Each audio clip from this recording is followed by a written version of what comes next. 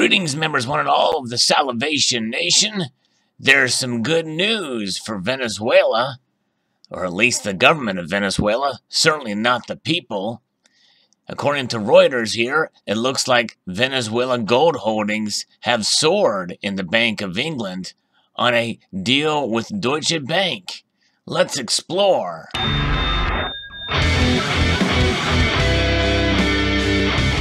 Yes, this article comes to us from Reuters, and it's out of Caracas. Venezuela's gold holdings in the Bank of England have jumped after it closed out a gold swap deal with Deutsche Bank. According to two sources, Britain remains reluctant to release the gold held for the troubled OPEC nation. And here you see a photo of Venezuela's president, Nicolas Maduro, touches the gold bar. Can you imagine what one of those gold bars could buy as far as food and supplies for its people? Amazing.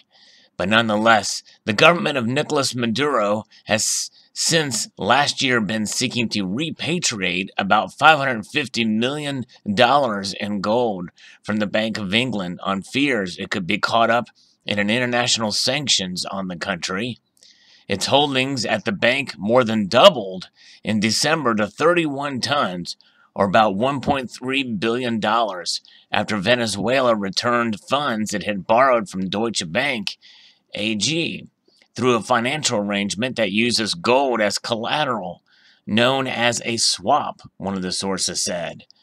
Under the deal struck with Deutsche Bank in 2015, Venezuela put up 17 tons of gold in exchange for a loan, according to one of the sources who asked not to be identified because they're not authorized to speak publicly about the issue.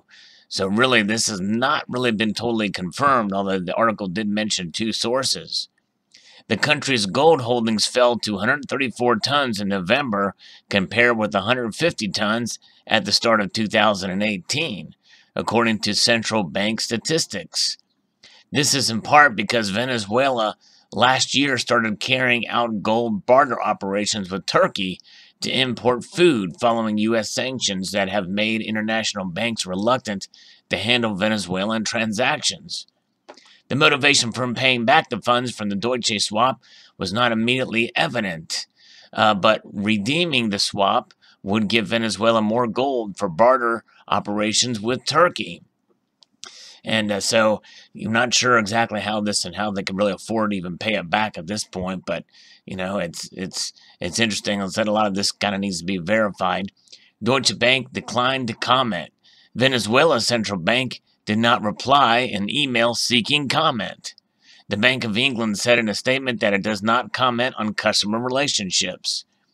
In all its operations, the bank observes the highest standards of risk management and abides by all relevant legislation, including applicable financial sanctions, the statement said.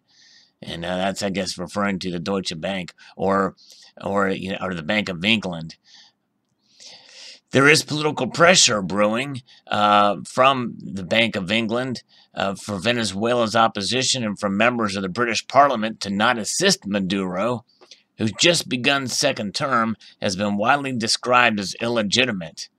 Losing the gold would be a significant blow to the country's finances by undermining Venezuela's ability to obtain hard currency crucial to importing items ranging from food and medicine to auto parts and consumer electronics. But refusing to hand over the gold, which belongs to Venezuela's central bank, could cause alarm among countries that store their bullion in the Bank of England's coffers. Yeah, and as we all know, you really don't own it until you hold it.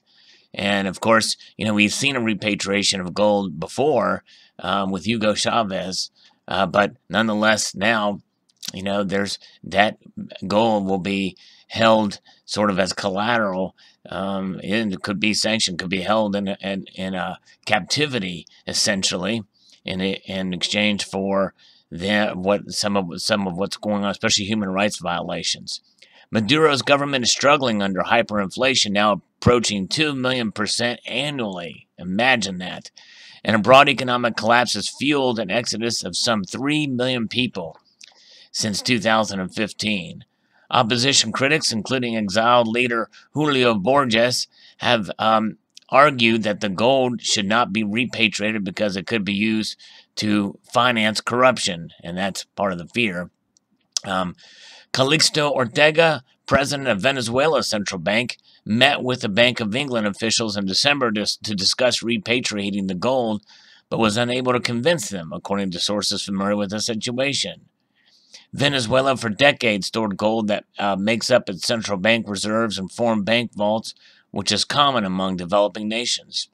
The country's late socialist leader, Hugo Chavez, citing the need for Venezuela to have physical control of central bank assets in 2011, repatriated around 160 tons of gold from banks in the United States and Europe to the central bank in Caracas. Maduro said his government is a victim of an economic war led by the opposition and fueled by Washington sanctions. His critics blame the country's struggles on a state-led economic model, stringent exchange controls, and nationalization of private companies. Well, it's socialism in its purest sense, and that's what's causing a lot of the problems and corruption, by the way, as well as a dictatorship. But the thing is it's with regards to Deutsche Bank, and if Deutsche Bank was paid back, it would certainly help them because, as we know, they're in a lot of trouble too, and it looks like there's a possibility that there could be an idea of sort of a merger of sorts with the Deutsche Bank, but we'll look at that in a second here. This says that its future lies in the hands of these 6 players, apparently here, and this article talks about the weakness and this merger with Commerce Bank AG, which is a rival that came close to second to Deutsche Bank in terms of losing value last year. And apparently this article talks about the fate of the bank with these 6 folks, apparently here. We won't look at that too closely, but looking at that merger here from this article from Bloomberg, Commerce Bank merger would make a mockery of the EU's hopes to avoid lenders that are too big to fail. The bloc's plans for a banking union. I think what's interesting about this is the merger here. It says here, this article would make a mockery of any notion that the EU governments are serious about ending the too big to fail problem. It would also turn back the clock on a guiding principle of European regulation over the past decade, the promotion of a banking union where risks are shared widely across the continent on the basis of jointly decided rules. Berlin clearly has a problem when it comes to the Deutsche.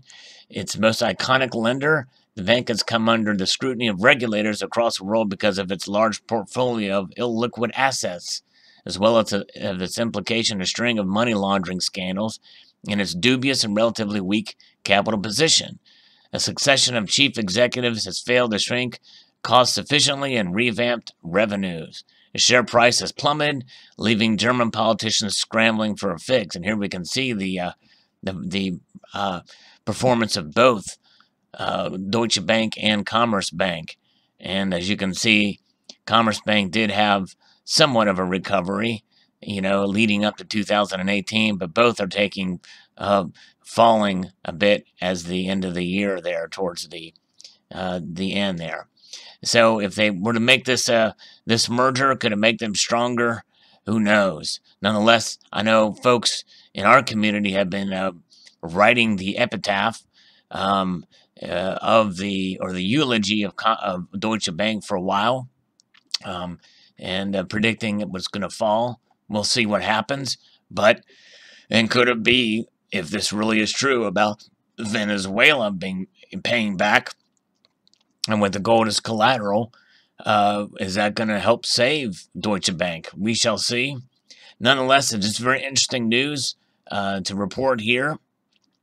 And certainly this doesn't help the people. And it may just keep them above water, at least for a time. But that's only for the gold that is within the coffers of the Bank of England. And until that gold is repatriated, it's not going to finance corruption. And so we'll see how it all plays out in the end. But very interesting indeed. Post your thoughts below. Do you think that the government should get their gold of Venezuela?